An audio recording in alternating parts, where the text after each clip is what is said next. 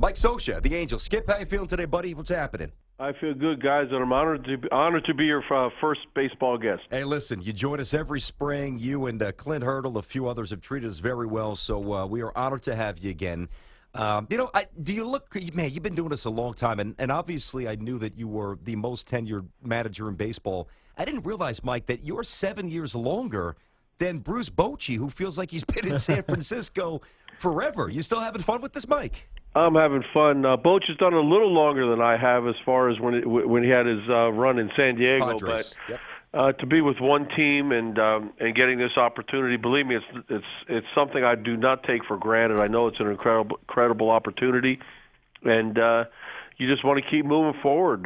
You don't want to look back. You want to keep moving forward and keep getting better, and hopefully we're going to have a much better season this year.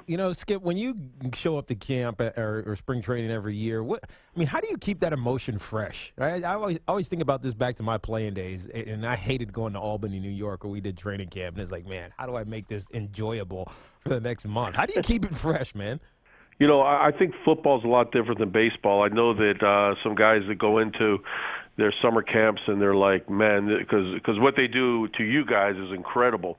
Spring training is really fun for our players, and yeah, they work hard, but they're excited about it. It's great to see. You get into the clubhouse for the first practice, and these guys are really up and ready to go, and it's fun. For me personally, I love the game of baseball. I love being on the field. This is the fun part, and it's really not an issue to get motivated for another season. It's fun. I think when it is an issue, it's the time to just step aside and relax and let somebody else do it. Nice. Talking to Mike Scioscia, skipper for the Angels. Now, Mike, obviously, from 2002 through 14, you guys had a lot of success, at least 90 wins 7 times and a bunch of division titles, 3 ALCS appearances. But the last 3 years, you've gone from 98 wins to 85 to 74. And quite frankly, I really thought that you guys needed a change in the GM spot. And I think Billy Epler, if given the time and the resources, which I think he will get, it looks like he's trying to really address some organizational shortcomings that have really kept you guys from, the farm system. And how's the relationship with Billy? Are you getting a good sense that you guys will be a good duo? Oh, we're great. We talk every day. We share ideas. I think that as a manager or a major league coach, you just want to have a voice and have your opinions heard. And Billy's great at that. He takes it in, says no a lot when it doesn't make any sense or something he can't do. But a lot of times he goes, yeah, that makes a lot of sense. I think that he's put a lot of his focus on rebuilding the farm system. I think we have a lot of young, talented, athletic players down there now that are going to come up and help us, hopefully, and if not next year, shortly after that. So that's exciting to watch. But as far as his philosophy, the way he evaluates players, it's terrific, and he's going to make us better, no doubt.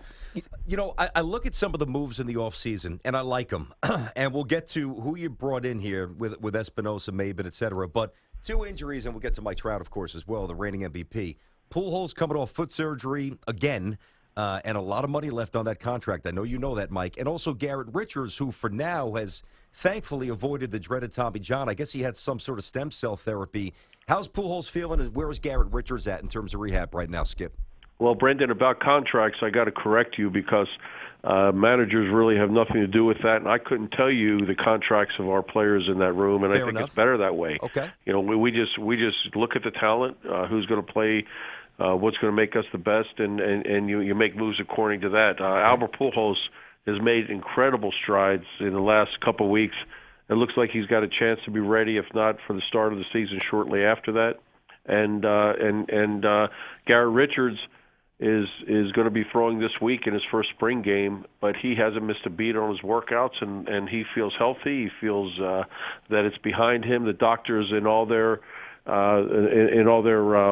findings with Garrett feel that this ligament is totally healed, almost like a new ligament. Nice. and we're expecting big things from a guy that has an incredible arm. He's got one of the top 5 arms in baseball, and hopefully he'll be healthy all year for us. Yeah, I would think that the arrow's pointing up there. You guys were bottom third in ERA. I think you were only 24th in quality starts, and some injuries obviously contributing to those numbers, no doubt. We're talking to Mike Scioscia with us here, skipper of the Angels, Tiki and Tierney.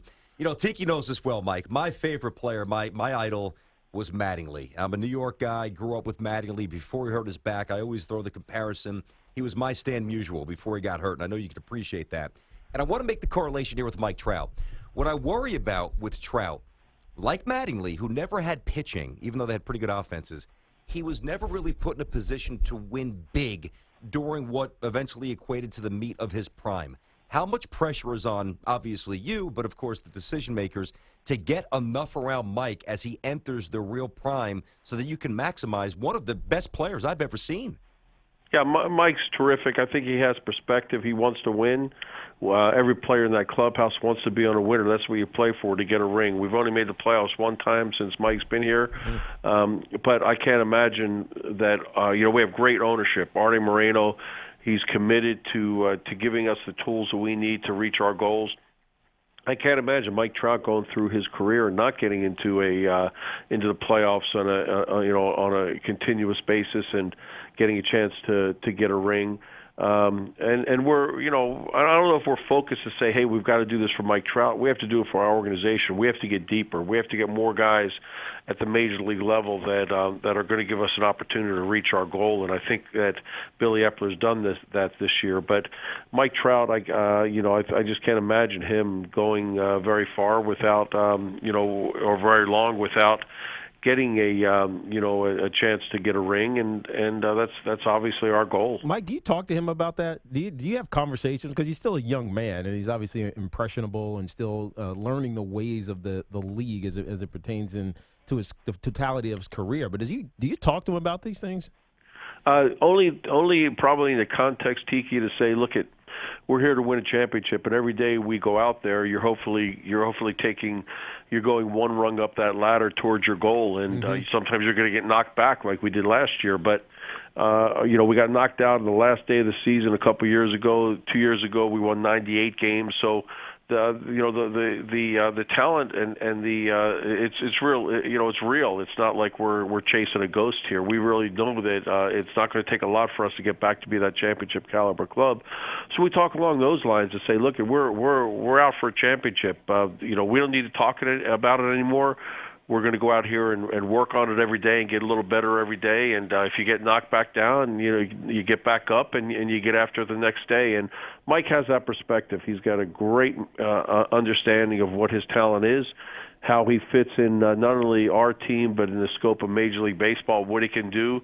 He's totally committed to our team, making us better every day, and so we talk about those lines, along those lines. We're not saying, "Gosh, Mike, we hate to see it if you play here for the next 5 years and we don't win a championship or don't get to the playoffs." And he wraps his arms around it, and he's very pragmatic. He knows what's going on. It's you've been around it a long time, as BT was talking about when we first started this interview. Is it different coaching a guy like him who is elite to the point where he's always going to be an all-star, he's always going to be competing for MVPs? Is that a different task for you as a manager? It might be if it wasn't somebody like Mike Trout or like Ken Griffey Jr. when he was young. There was comparisons like. I know that it's a unique position to be a manager and to have a guy that is really not even in the prime of his career, so young and doing so many things, much like Lou Piniella had with with Ken Griffey Jr. or some other guys have had with great players. So I think that it's unique, but if you keep the team concept, Mike's another player, and he works like another player. His ego is always in check. And he comes out here and understands that he wants to keep getting better, and he works hard at it. So from a manager's perspective, it might be tougher if you had guys that had, there have been some guys around that have egos, and maybe they get a little bit too big for their shoes. Not Mike Trout. Transcendent talent, low-maintenance personality. That's probably the best combo that any manager Yeah, if could I get. Understood what you said right there, I'd probably agree with you, but it sounds like you're right on the money there. There you go. Mike Scioscia, the Angels, of course, their skipper. All right, so a couple of moves you made this offseason. Now, this will be Simmons' second year, and he could pick it at short. We know that. You got Espinoza, so I like the double play combo. I know that left field was just a gaping hole for you guys. And Cameron's coming off a big season. I think he hit 315 or so with a pretty decent Right. OPS. What those two guys, specifically Espinoza and Cameron Maben, I mean, I like the additions. Where do they fit in the batting order? What do you expect, Skip? Well, they're multi-dimensional. We can hit them in a lot of different spots. But what I like with Billy Epler, his approach was, instead of going after maybe the one big player and giving us a little more impact in one area, he got two or three. In fact, Luis Valbuena is another guy. He got two or three guys that are going to make us much deeper in a lot of positions and give us a deeper lineup and give us more options. And with Cam, we can hit Cam anywhere one or two, or hit him, to drive-in runs, hit him fifth, sixth, seventh, whatever it might be. And same with Danny at second base. You don't see that kind of power very often with a guy that can drive the ball like he can and play Gold Glove caliber second base. So I think defensively we're as strong as any team in baseball, both in the infield and the outfield. And I think our lineup will get deeper. And anytime you can get some depth behind guys like Cole Calhoun, Mike Trout, and Albert Pujols, you should be strong offensively, and that's what we hope is going to happen. Skip, you have a one new rule this year to help pace of play. Now, you're old school, and so the intentional walk is now you just flip over and you guys just walk. You don't have to throw 4 pitches. But there's been a bunch of conversation about speeding the game up because they're now roughly 3+ hours or so. How do you feel about that? Well, I think there's a couple things that need to be looked at. The time of game has been affected by commercial time, which is fine. Obviously, everyone likes the money, the revenue that comes into Major League Baseball. But I hope they could get a little creative there to where instead of the 2 minutes between innings, maybe the innings come back with a minute 45, and there's a picture-in-picture where you can see the first pitch and hear the end of the commercial. We can get innings started maybe 15 seconds earlier, which will save you about 5 or 6 minutes a game, depending on how that goes. As far as the pace of play, I think that, pitchers need to be more decisive, get on the mound, make their pitch. That would be the biggest impact, to get pitchers out there pitching. I'm not really in favor of the pitch clock, like the shot clock in basketball, but if it goes to extremes, you might have to implement that. I am absolutely not in favor of extra innings, putting a guy on second base and starting an inning. I think that's just absolutely the wrong way to go when trying to decide a winner or loser in a baseball game. So there are some things you can put into play. The intentional walk, although it happens very rarely where a pitcher throws it away, it's always makes a highlight reel, but you can certainly save a little time just pointing to first base. I think that these are all peripheral things. The biggest thing is a pitcher getting on the mound, getting decisive, and making a pitch to keep the game flow going. A lot of the other things I think are just are going to maybe be some political solution, but not have a big impact on what's happening in a baseball game. That's Mike Scioscia, the Angels, their terrific manager. 10 wins, by the way, away from number 1,500 for his career. He'll be the 22nd Major League manager ever to get that, so he's obviously won a lot. Mike, final thing for me, and you're a lifer, man, there's no doubt. This kind of ties into what Tiki just asked you about, the pace and the aesthetics of the game. You've been, either as a player or as a manager, under a lot of commissioners. I mean, obviously, Seelig and Vincent and Giamatti and Peter Ueberroth, and I believe, I could be wrong, I think you played early when Bowie Kuhn was in office, right?